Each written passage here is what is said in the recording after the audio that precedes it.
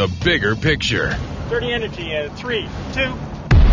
Those swirly bulbs may be causing more than just skin rashes.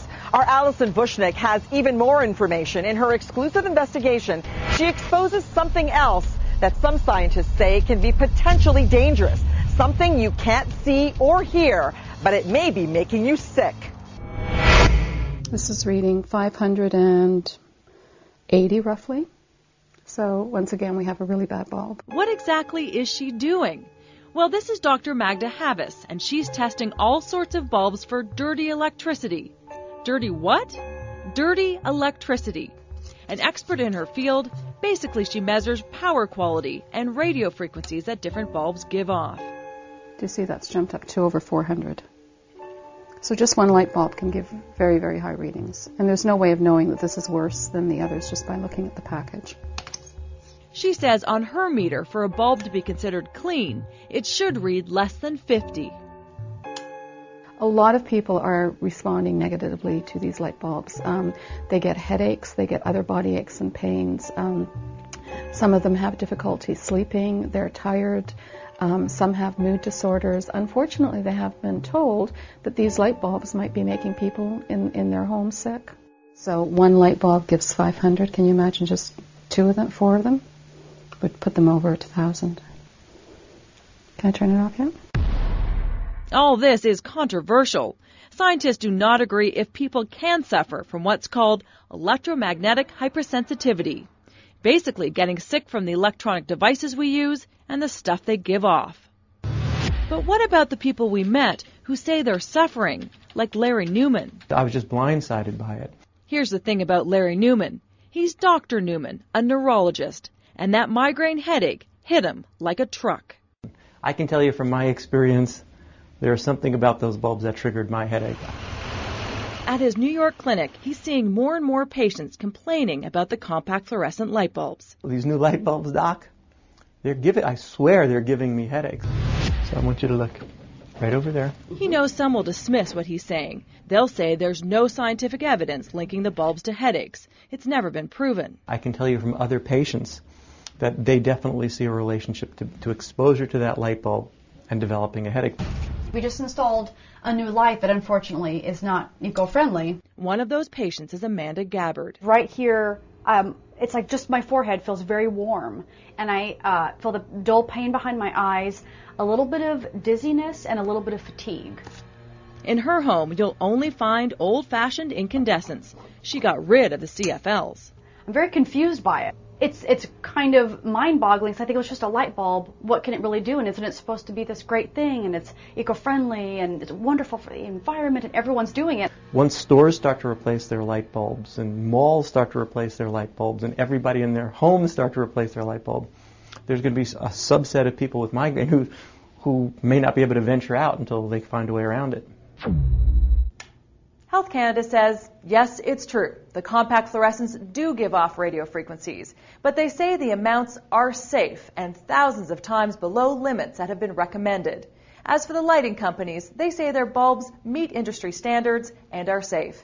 Again, no one would talk to us on camera.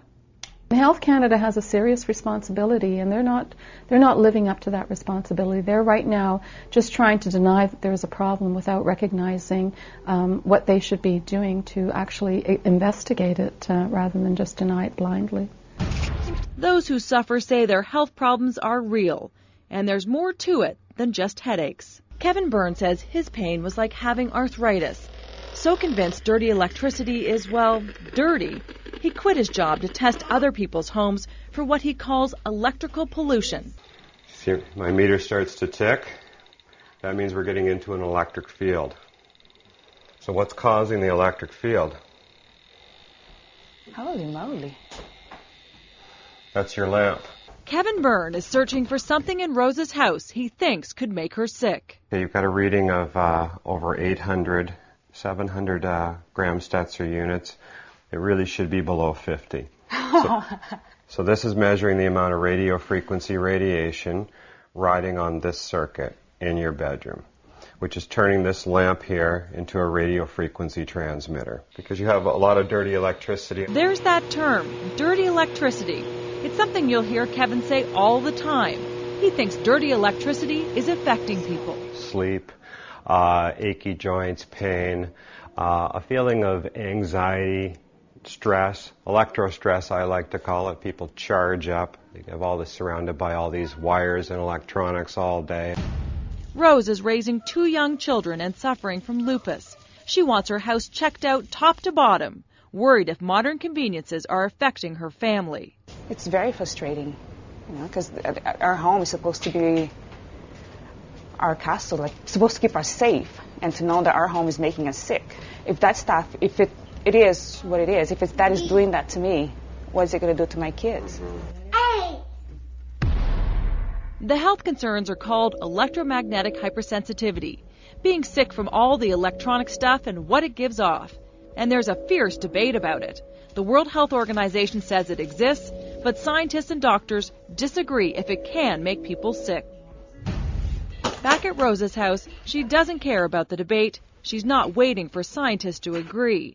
She's having Kevin install filters, hoping they'll clean up her home. She just wants to sleep better and reduce any risk that may be out there for her family. It's scary, I don't know what this stuff is doing to my children. How is this going to affect them later on in life? Back to Magda and her testing of the bulbs. She's heard it all before, the doubts, questioning whether they're really sick.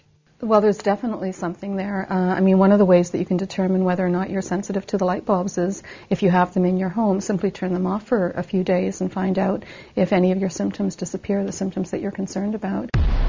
Okay, let's review. UV, headaches, skin problems, and of course mercury. So the old light bulbs are being banned in 2012. Manufacturers are scrambling to create new ones.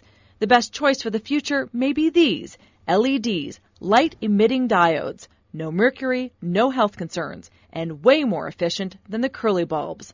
But right now, it's compact fluorescence. People go to their doctors aren't aware of this as an issue. And so very often they try to treat them and nothing seems to work. And I think that's such a shame because it's such an easy thing to resolve. Health Canada still doesn't believe that dirty energy is a concern, but they now admit there are reports of some Canadians suffering headaches and depression after being exposed to CFLs. After the break on 16 by 9. I have 400 emails from Canadians saying that they're getting sick from these bulbs. They just want to know that their government is looking into the issue. What can I tell them? Did you miss something? Watch our show 16 by 9 online at global16by9.com.